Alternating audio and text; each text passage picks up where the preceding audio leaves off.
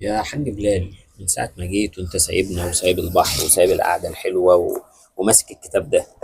ايه الكتاب اللي شدك قوي كده ده؟ بص يا حاج ابراهيم، ده كتاب الدكتور مصطفى مرغوب اسمه القوانين الكونيه المنسيه. احكي لك عنه. يا ريت. بص يا سيدي، دكتور مصطفى مرغوب ده حد محاضر عالمي هو وبيحكي عن قصه حياته في بدايه الكتاب يعني. هو شخص قعيد ما بيعرفش يمشي، فبيحكي عن مشكلته الصحيه وان في اخر يعني قصته ان الدكاتره قالوا له انت مش هتعرف تمشي تاني.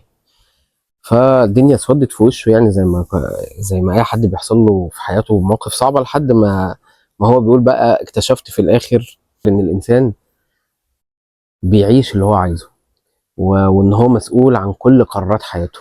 القوانين ديت اسمها القوانين الكونيه المنسيه. بيحكي عن 10 قوانين في الحياه. بيتكلم عن اول قانون هنا معانا في الكتاب. هو قانون اسمه قانون التفكير. قانون التفكير باختصار يعني ان افكارك هي اللي بتحدد انت فين في الحياه. وافكارك هي المسؤوله عن جوده حياتك. تاني قانون بيتكلم عن قانون السعه، لماذا وماذا، بعد كده متى، بعد كده كيف. تالت قانون بيتكلم عن قانون الجذب، انت تجذب ما انت عليه. يعني لو انت عايش في مشاعر كلها غضب، فانت هاخد بالك هتجذب لحياتك كل ما هو يغضب. اتكلم خامس قانون اسمه قانون التعويض. قانون التعويض ده اللي هو انت بتسيب حاجه عشان ربنا يعوضك بحاجه تانية احسن. ده باختصار يعني. بعد كده بيتكلم قانون حلو قوي اسمه قانون عدم المقاومه.